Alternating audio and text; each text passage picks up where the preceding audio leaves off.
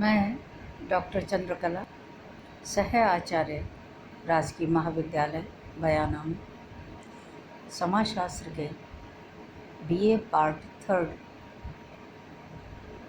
में अध्ययन करने वाले सभी विद्यार्थियों का सत्र 2020 और 21 में स्वागत करती हूँ। बच्चों, आज हम सब लोग कार्ल मार्क्स के द्वंद्वात्मक भौतिकवाद पर विचार करेंगे। चलिए टॉपिक को शुरू करते हैं। द्वंद्वात्मक भौतिकवाद की अवधारणा की रचना 2 शब्दों से हुई है। पहला शब्द है द्वंद्वात्मक, अर्थात द्वंद्वात्मक उस प्रक्रिया को कहते हैं जिसके अनुसार सृष्टि का विकास एवं उसमें परिवर्तन होता है। इसे और सरल शब्दों में अगर हम समझें तो द्वंद्वात्मक प्रक्रिया में वाद, प्रतिवाद और संवाद होता है। पहले कोई भी वस्तु या कोई भी विचार वाद के स्वरूप में होता है, फिर उसकी प्रतिक्रिया होती है। प्रतिक्रिया के परिणाम स्वरूप प्रतिवाद उत्पन्न होता है। वाद और प्रतिवाद में जब घर्षण होता है, मंथन होता है, तब एक नई चीज़ उत्पन्न होती है। उसे हम क्या कहते हैं? उसे हम संवाद कहते हैं। तो ये तीनों चीज़ें आपको क्लियर हो गई होंगी और इन तीनों की जो प्रक्रिया है वही द्वंद्वात्मक भौतिकवाद की आधारशिला है। अब आगे बढ़ते हैं। दूसरा शब्द है भौतिकवाद। भौतिकवाद में क्या होता है? यह सृष्टि की रचना के मूल तत्व को सूचित करता है। द्वंद्वात्मक भौतिकवाद की विचारधारा के प्रणेता कार्ल मार्क्स ने अपने अमर ग्रंथ दास कैपिटल की भूमिका में इस शब्द का वर्णन किया है। इस विचारधारा को स्पष्ट रूप से समझने के लिए बहुत ज़रूरी है कि पहले हम द्वंद्वात्मक शब्द पर प्रकाश डालें। अंग्रेजी का एक शब्द है बच्चों, डायलेक्टिक। डायलेक्टिक का साधारण अर्थ होता है वाद विवाद करना या तर्क वितर्क करना। प्राचीन काल में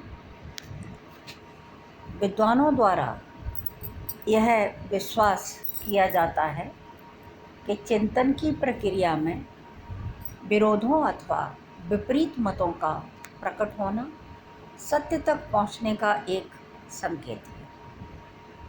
प्रारंभ में चिंतन की इस द्वंद्वात्मक प्रणाली का प्रयोग प्राकृतिक घटनाओं को समझने के लिए किया गया और यह विश्वास किया जाने लगा कि प्रकृति का विकास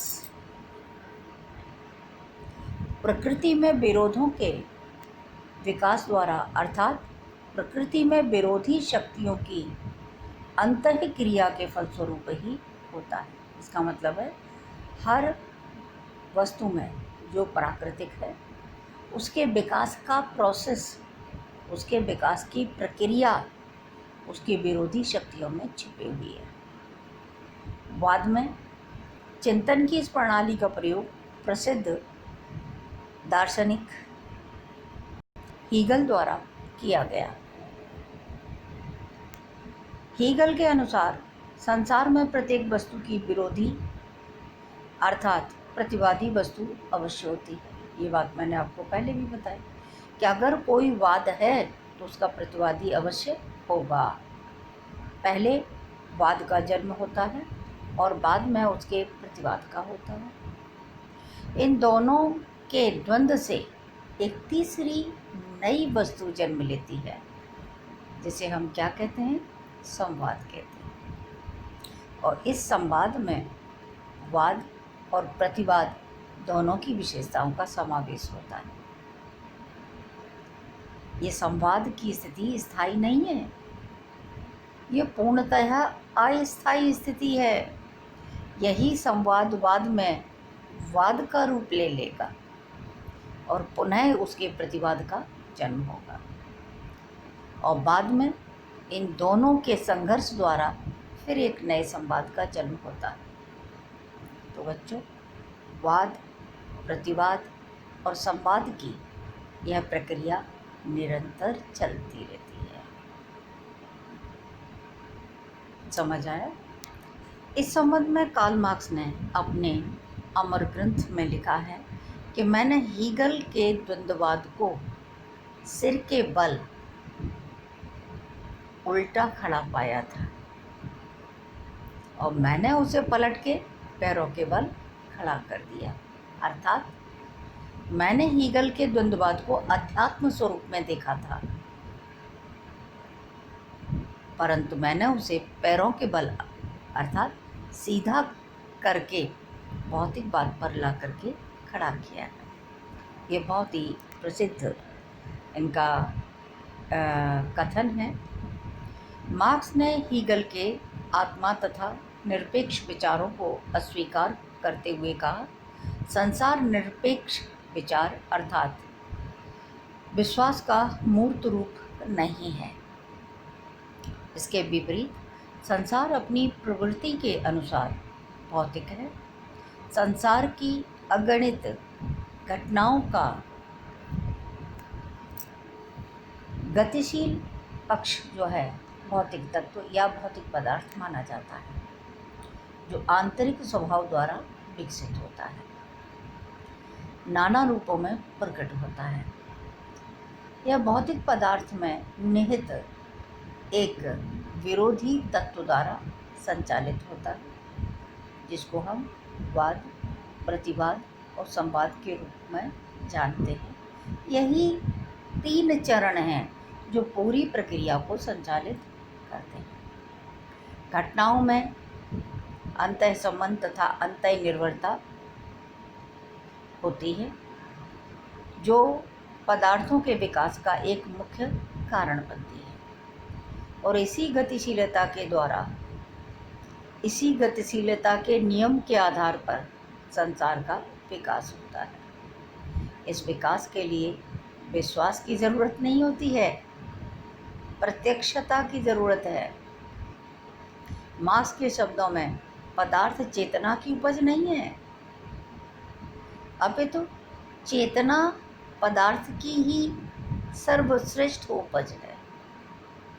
मैं इसको रिपीट करती हूँ, सेंटेंस को दोबारा समझिए। मार्क्स ने क्या कहा है?